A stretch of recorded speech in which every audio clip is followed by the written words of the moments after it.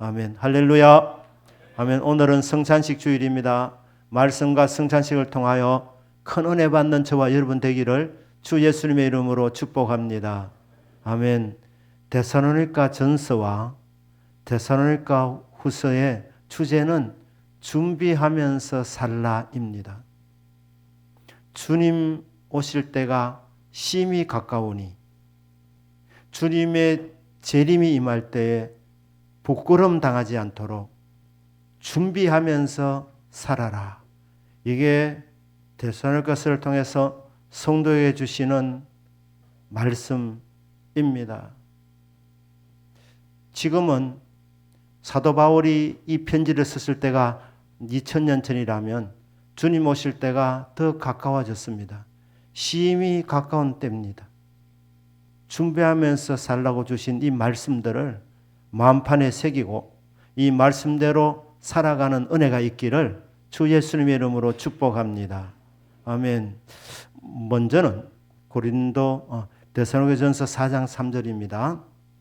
하나님의 뜻은 이것이니 너희의 거룩함이니라. 곧 음란을 버리고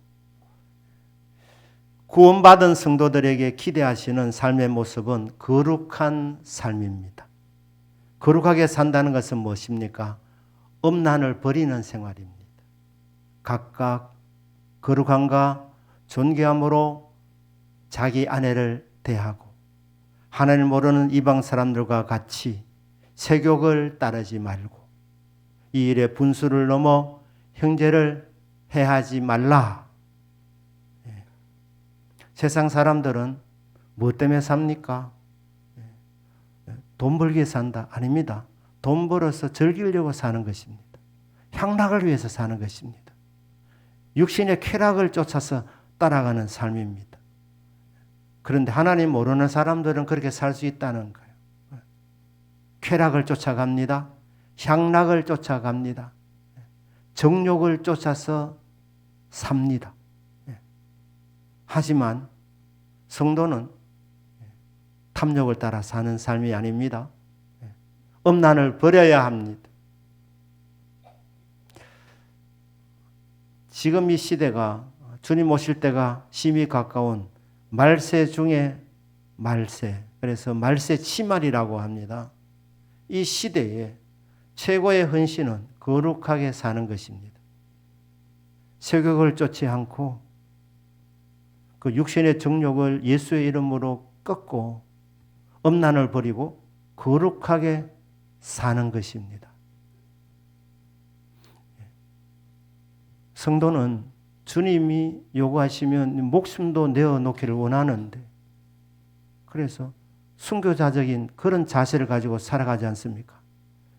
순교는 교회의 꽃입니다. 복음을 지키기 위해서 지금까지 수많은 사람들이 순교의 제물이 되어 왔었습니다. 그런데 순교의 제물로 드리는 것보다도 더 귀한 헌신은 날마다의 삶, 일상의 삶이 거룩한 삶을 살아가는 것, 이것이 더 어려운 일이라고 봅니다. 누가 총을 갖다 대면서 너 예수 믿지? 다 알고 온 것입니다. 예수 안 믿는다고 하면 살려줄게. 예수 믿는다고 하면 죽인다. 그때 여러분 죽음의 공포가 있으면 이 고백하기가 쉽지 않습니다. 하지만 예수 그리스도를 구주로 믿는 사람은 죽으면 천국 갑니다. 영생복락을 누리게 되는 겁니다. 이 확신이 있으면 신앙 고백하는 겁니다. 그래, 나 예수 믿는다. 그럼 총에 맞아 죽는 겁니다. 그러면 순교하는 것입니다.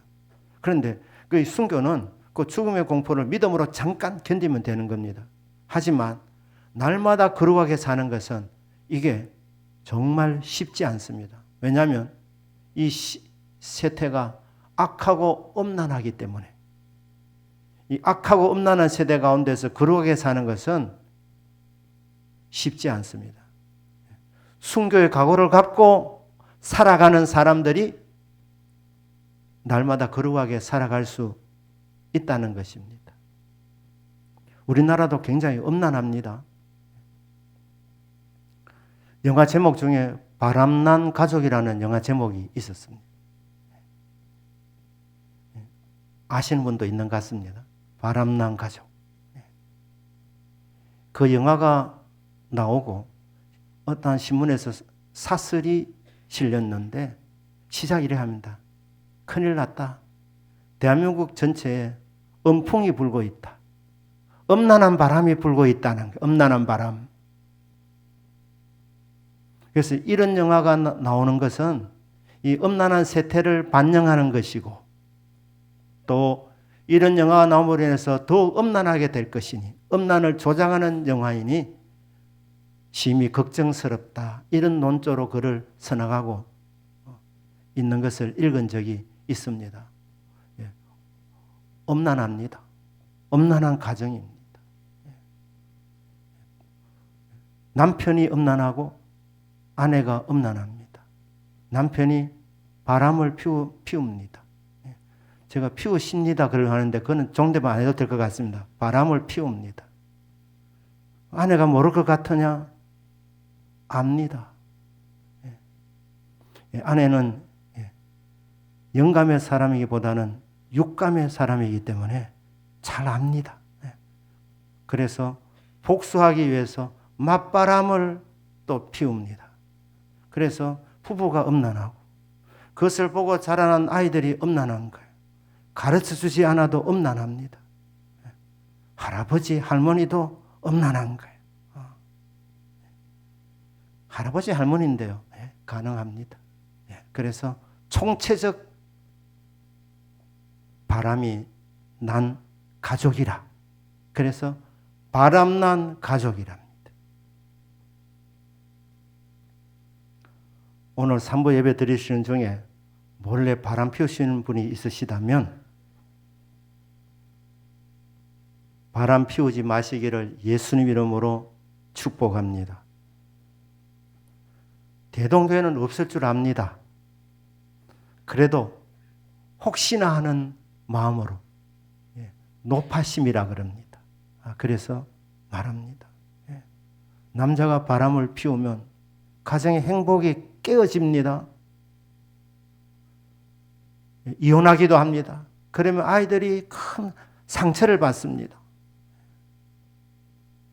가정이 파탄나는 것입니다. 무엇 때문에? 정욕을 따라 살았기 때문에.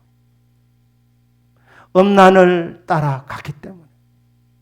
지금 시대가 소돔과 고모라와 같은 그런 시대 아닙니까? 그러니 최고의 헌신은 거룩하게 사는 것입니다. 남편은 아내 몰래 바람 피우지 않아야 합니다. 영어로 바람 피우는 것을 속인다 이렇게 얘기하는 속인다. 여러분 결혼식 서약하게 될 때에 옛날에 이랬습니다. 검은 머리 파뿌리 될 때까지. 요새는 그런 거 잘 하지 않습니다. 그런 서약하지 않지만 기본 개념이 뭡니까? 두 사람이 갈라질 때까지 병이 와서 죽어서 이별하게 되기 전까지 저는 남편의 도리를 다할 것을 하나님 앞과 사람 앞에서 서약합니다. 약속합니다. 근데 바람 피우는 것은 그 약속을 깨트리는 것이기 때문에 그게 거짓말하는 것이. 그러니까 바람을 피우면 남편이 바람을 피우면 아내를 속이는 것이고 자기를 속이는 것이고 자기 양심을 속이는 것이고 믿어주는 자식들을 속이는 것입니다. 아내도 마찬가지입니다. 아내도 마찬가지. 자녀들도 마찬가지입니다. 엄난하지 마라. 육신의 정욕을 따라서 살지 마라. 그러면 불행해진다. 잠깐 쾌락이 있을지는 모르지만 그 대가는 엄청나다는 것입니다. 하나님이 아시고 아예 원천 차단하는 것입니다. 하나님 모르는 이방인들 같이 너희는 살면 안 된다. 너희들은 엄난을 버리고 거룩해라. 거룩하시기를 예수님 이름으로 축복합니다. 하나님을 섬기는 사람들에게 꼭 기회가 될 것이 거룩입니다. 출애굽기 38장 26절 말씀을 띄워주시길 바랍니다.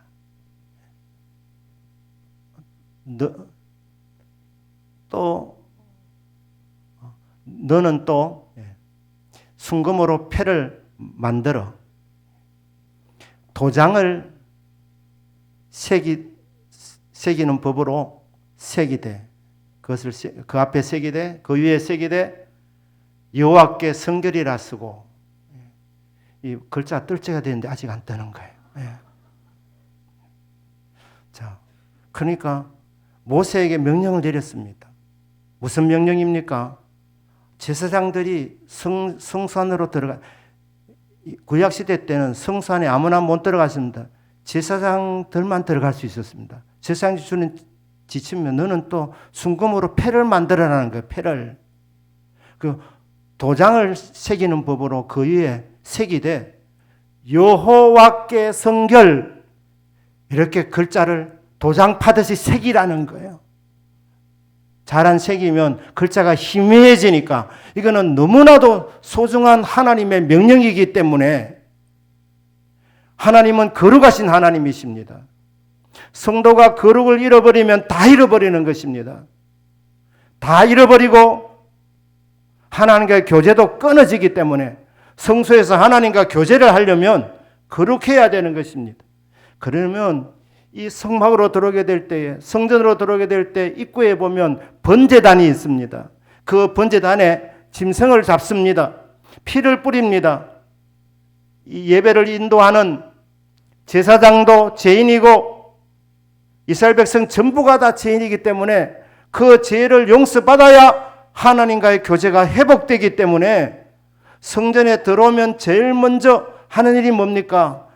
짐승의 피를 잡아서 대신 피를 흘리는 것입니다. 대속의 피를 흘림을 통해서 죄 용서를 받아야 되는 것입니다. 그럼 그게 다 끝난 게 아닙니다. 성전에 들어가기 전에 입구에 물두멍이 있습니다. 물두멍. 거기 물을 가득 담아 놓았습니다. 성전에 들어가기 전에 제 사함을 이미 받았음에도 불구하고 다시 몸을 씻고 들어가야 되는 겁니다. 왜 그렇습니까? 하나님은 거룩하신 하나님이기 때문에 그렇습니다. 그리고 이제 성전 안에서 하나님을 섬기면서 기도하고 이 분향단에서 기도하고 거룩한 떡 진설병을 먹는데 이 성전을 섬기면서 하나님이 말씀했습니다. 도장을 파듯이 순금으로 패를 만들어 머리에 둘러라. 그래서 이마 전면에다가 이 패를 둘렀으니까 하나님 읽으시도록, 하나님 보시도록. 뭡니까? 성도의 가장 소중한 헌신은 거룩이니까 여호와께 성결, 이 글자를 쓰게 하신 겁니다. 그러니까 하나님이 구원받은 백성에 요구하신 건 딱 하나입니다. 내가 거룩하니 너희도 거룩할지어다.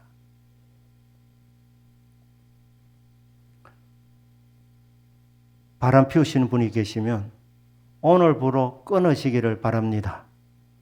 예.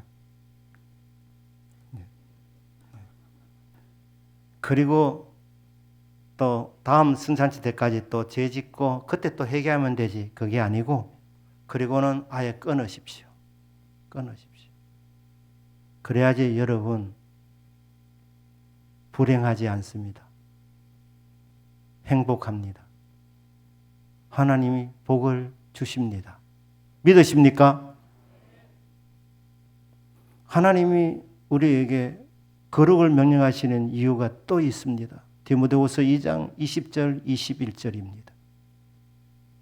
큰 집에는 금그릇과 은그릇뿐 아니라 나무그릇과 질그릇도 있어 귀하게 쓰는 것도 있고 천하게 쓰는 것도 있나니 그러므로 누구든지 이런 것에서 자기를 깨끗하게 하면 귀히 쓰는 그릇이 되어 거룩하고 주인의 쓰심에 합당하며 모든 선한 일에 준비함이 되리라. 하나님의 집을 큰 집이라고 합니다. 왜냐하면 다양한 사람들이 모여 있기 때문에. 그런데 그 사람들을 그릇으로 비유했습니다. 그러니까 교회 오는 사람 중에 금그릇도 있고 은그릇도 있고 나무그릇도 있고 질그릇도 있습니다. 그런데 주인이 그 많은 그릇 중에서 어느 그릇을 선하는 것입니다. 다른 그릇과 다른 같이 좀 값나가는 그릇, 본 차이나 그릇이라 해도 그 그릇이 더러우면 주인이 쓰지 않습니다. 나무 그릇이라 해도 깨끗하면 주인이 쓰신다는 거예요. 그릇의 용도는 뭡니까? 물건을, 음식을 담는 것 아닙니까? 찻잔은 차를 담는 거예요. 그런데 그 찻잔이 더러우면, 불결하면 쓰지 않습니다.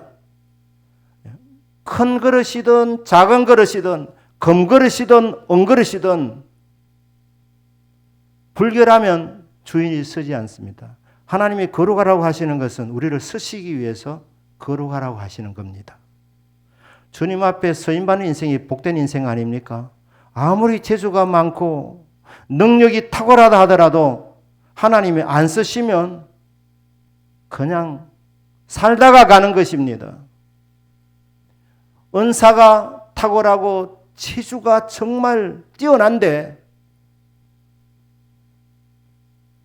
거룩하지 못하면 하나님 쓰지 않습니다. 쓰다가도 하나님이 버리십니다. 좀 능력이 모자라도 거룩하면 하나님이 그 사람을 쓰십니다. 거룩하라고 명령하시는 이유는 하나님 우리를 쓰시기 위해서입니다. 여러분들이 할 수 있는 최고의 헌신은 이 악화 없는 세대 가운데에 거룩을 유지하는 것. 여러분들이 많은 사람 전도하지 못했어도 일평생 한 아내의 남편으로 신실하게 살아가면 하나님 반드시 수고했다 말씀하시리라 믿습니다. 아내도 마찬가지입니다. 일평생 한 남편을 그렇게 사랑하고 존경하면서 살아가면 하나님께서 그 인생 반드시 축복하시고 격려해 주시는 시간이 있으리라 믿습니다. 최고의 헌신은 거룩이다. 거룩이다. 이 악하고 엄란한 세대에서 불신자들과 같이 그 넓은 길로 가지 아니하고 구별된 삶, 죄짓지 않는 삶, 바람 피우지 아니하는 삶, 거룩한 삶. 저와 여러분이 천국 갈 때까지 이 삶을 하나님 은혜로 살게 되기를 주 예수님 이름으로 축복합니다. 아멘. 데살로니가서 5장 16절은 뭡니까? 항상 기뻐하라입니다. 항상 기뻐할 수 있습니까? 기쁜 일이 있지만 슬플 때도 있는데, 슬픈 일을 만날 때도 있는데, 어떻게 이 성경은 비현실적인 것을 가르치는 것 같이 볼 때가 있습니다. 아니, 지킬 수 없는 명령을 왜 하냐는 것이죠. 항상 기뻐하라. 우리 생각에는 기쁠 때 기뻐하라. 일이 잘 풀려나갈 때 기뻐하라. 이건 우리가 수용할 수 있는 일인데 항상의 말이 뭡니까? 기쁠 때도 있지만 슬플 때도 있는데 그때도 기뻐하라는 것입니다. 힘들 때도 기뻐하라는 것입니다. 밤에 잠이 오지 않아서 옛날 뭐 하나 이게 생각이 나가지고 이 용서가 되지 않고 잠이 오지 않고 끊임없이 그 사람이 했던 행동과 말 그거를 끊임없이 묵상하고 있는 그 사람에게 기쁨이 올 수 있습니까? 기쁨이 올 수 있습니다. 이게 불가능한 명령이 아닙니다. 은혜 받으면 기뻐할 수 있습니다. 그래서 헬라어에서 기쁨과 은혜는 어원이 같습니다. 그러니까 은혜 받으면 삶이 고달퍼도 기뻐할 수 있습니다. 은혜를 모르면 잘 풀려나가면 자기 잘난 줄 알고 교만합니다. 잘 안 풀리면 환경 원망합니다. 나를 안 도와준 사람 원망합니다. 불평합니다. 그러나 십자가의 사랑, 십자가 은혜를 받은 사람은 잘 될 때도 기뻐하지만 어려울 때도 기뻐하는 것입니다. 왜? 죽으면 천국 가니까. 그곳에서 영생 복락을 누리니까. 영혼의 관점에서 보면 이 땅에서 길어야 100년인데 점함은 찍고 가는 겁니다. 영혼의 관점에서 보면. 그리고 여러분 자신은 보면 세상에서 가장 큰 짐을 내가 지고 가는 것 같지만 성경에 보면 그 짐은 누구나 지고 있는 짐입니다. 여러분이 아무리 고난이 심하더라도 요만큼 고난을 받습니까? 10명의 자녀 다 잃었고 자식 하나도 없고 아내는 욕하고 재산 다 날렸고 몸에는 병이 들어서 아침부터 저녁까지 기아장으로 몸이 너무 가벼우니까 끓고 있는 그 욥, 그 사람보다도 심하게 고난받는 분 있습니까? 그런데 욥은 어떻게 했습니까? 그래도 감사했고 기뻐했지 않습니까? 예. 그러니 은혜 받으면 기뻐할 수 있습니다. 그러니까 여러분 환경에 있어서 어려운 상황 가운데서 불평과 불만이 나오면 다른 것 아닙니다. 아, 내가 은혜가 떨어졌구나. 그래서 빨리 십자가 앞으로 나가기를 바랍니다. 은혜 받으시기를 바랍니다. 은혜 받으면 우리는 구원받은 큰 기쁨을 경험하게 된 사람이니까 삶의 작은 아픔, 작은 슬픔을 극복할 수 있게 되는 거예요. 고난 중에도 노래할 수 있는 것입니다. 찬양할 수 있는 것입니다. 하나님의 기쁨이 내 안에 머물러 있기 때문에 삶이 고달프더라도 힘들더라도 기뻐하며 살아갈 수 있게 되는 것입니다. 삶이 고달프십니까? 그것도 힘든데 짜증만 나고 불평과 원망만 나오고 계십니까? 십자가 앞으로 나아가셔서 십자가 사랑을 알게 해달라고 고백하기를 바랍니다. 그리고 그 십자가 사랑을 아멘으로 받으시기를 바랍니다. 그러면 세상이 주지 못하는 평강, 절대 평강입니다. 두려움 앞에서도 기뻐할 수 있고 평화를 누릴 수 있는 이 절대 평화, 절대 기쁨, 십자가 사랑을 받는 자들에게 주어집니다. 하나님이 항상 기뻐하라고 말씀하시는 이유가 있는데 느헤미야 8장 10절 말씀을 보시면 느헤미야가 또 그들에게 이르기를 너희는 가서 살찐 것을 먹고 단 것을 마시되 준비하지 못한 자에게는 나누어 주라. 이 날은 우리 주의 승인이니 근심하지 마라. 여호와로 인하여 기뻐하는 것이 너희의 힘이니라 하고, 이 당시는 포로로 70년 살다가 돌아왔습니다. 돌아와서 보니까 삶이 녹록하지 않았습니다. 환경이 나빴습니다. 그런데 또 성전은 건축해야 되니까 없는 살림에 헌금을 또 많이 했습니다. 성전을 재건했는데 완성하고 보니까 솔로몬 성전과 비교하니까 너무너무 초라한 것입니다. 그들이 모여서 눈물만 흘리고 있는 거예요. 왜 그렇습니까? 성전이 너무 초라하니까. 그리고 앞날을 생각하니까 막막한 것입니다. 잘 살 수 있다는 확신이 없는 겁니다. 어떻게 내일을 맞이하지? 그러니까 성전에 모여서 슬퍼하고만 있는 겁니다. 눈물만 흘리고 있는 거예요. 그러니까 느헤미야가 오늘은 주의 성일이라, 구별된 날이라, 근심하지 마라, 눈물 흘리지 마라, 여호와로 인하여 너희를 구원하신 구원의 하나님 여호와로 인하여 기뻐해라. 그것이 너의 힘이다. 구원의 하나님을 기뻐할 때에 하나님이 우리에게 힘을 주십니다. 능력을 주십니다. 의욕을 주십니다. 헤쳐나갈 지혜도 주십니다. 그것을 힘이라고 한마디로 하는 겁니다. 하나님 힘 주시려고 항상 기뻐하라고 말씀합니다. 시편 37편 4절입니다. 또 여호와를 기뻐하라. 그가 네 마음의 소원을 내게 이루어 주시리로다. 성도가 기뻐해야 되는 또 다른 이유는 마음의 소원을 이루어 주시기 때문입니다. 왜 기뻐하라 하느냐? 하나님이 보시고 네 소원 이것인데 내가 이루어 주마. 누구에게? 여호와를 기뻐하는 자에게. 나를 구원해 주신 하나님의 은혜 감사합니다. 그 기뻐하는 자에게 우리 하나님이 마음의 소원을 이루어 주십니다. 성도의 소원이 언제 강하게 표출됩니까? 기도하는 시간. 제목을 갖고 기도할 때 하나님이 어떻게 그 기도를 응답해 주시느냐? 하나님 기다리십니다. 여호와를 기뻐하며 기도하는 자에게 하나님이 응답을 내려 주신다는 것입니다. 여호와를 기뻐하라. 항상 기뻐하라. 명령이지만 기뻐할 수 있도록 은혜를 공급하여 주시고 성도가 기쁨으로 살아가게 될 때에 힘을 공급해 주시고 마음의 소원을 이루어 주시는 좋으신 하나님이십니다. 이어서 쉬지 말고 기도하라고 말씀합니다. 이 말씀도 오해할 수 있습니다.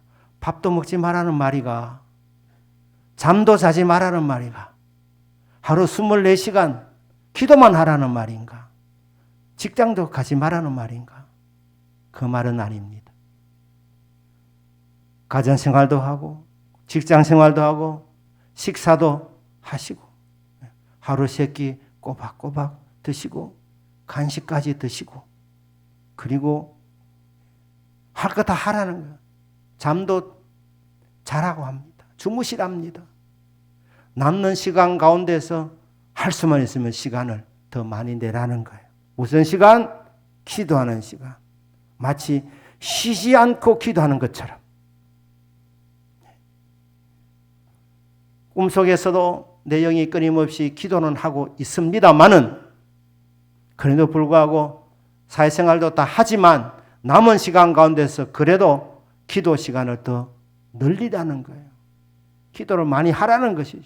쉬지 말고 기도해라. 그리고 정한 시간 규칙적으로 해라. 며칠 기도하고 또 쉬어버리고 그러지 말고 꾸준하게 그리고 정기적으로 규칙적으로 정한 시간에 기도해라. 경건의 이스라엘 백성들은 아침과 정오와 저녁에 기도했습니다. 소제 예배를 드리는 오전 9시와 오후 3시 그리고 정오에 기도했습니다. 다윗이 그랬고 다니엘이 그랬습니다. 그렇게 정한 시간에 기도하고 기도 시간을 더 늘리는 삶, 그것을 쉬지 말고 기도하라고 우리에게 명령으로 주고 있습니다. 왜 그렇게 쉬지 말고 기도하십니까? 우리 하나님께서 끊임없이 좋은 것을 공급해 주시기 위함입니다. 믿습니까? 마태복음 7장 7절 8절입니다. 구하라 그리하면 너에게 주실 것이요 찾아라 그리하면 찾아낼 것이요 문을 두드리라 그리하면 너에게 열릴 것이니 구하는 이마다 받을 것이요 찾는 이는 찾아낼 것이요 두드리는 이에게 열릴 것이라. 무슨 말씀입니까? 기도하면 응답 주신답니다. 기도하는 자에게 하늘을 여시고 온갖 좋은 것들을 내려주신답니다. 성령까지 부어주신답니다. 성령 주시려고 모든 좋은 것을 주님의 자녀들에게 주시기 원하셔서 기도하라고 말씀하시는 겁니다. 교회 생활은 하지만 여러분 기도하지 않으면 아직 교만한 사람입니다. 내 힘으로 할 수 있다고 생각하기 때문에 하나님 앞에 무릎 꿇지 않는 것입니다. 왜 절박하게 부르짖지 아니하느냐? 뭔가 다른 데 믿는 구석이 하나 있기 때문에. 그래서 절박하게 부르짖지 않는 것입니다. 교회 생활은 해도 기도하지 않는 사람은 그렇기 때문에 불신자와 같습니다. 기도 응답을 안 믿기 때문에 기도하지 않고, 하나님을 신뢰하지 않기 때문에 기도하지 않고, 기도하면 응답하겠다는 말씀을 무시하기 때문에, 안 믿기 때문에 기도하지 않는 것입니다. 너희들은 나를 믿는 자이니 쉬지 말고 기도하라. 그래서 끊임없이 체험받아라.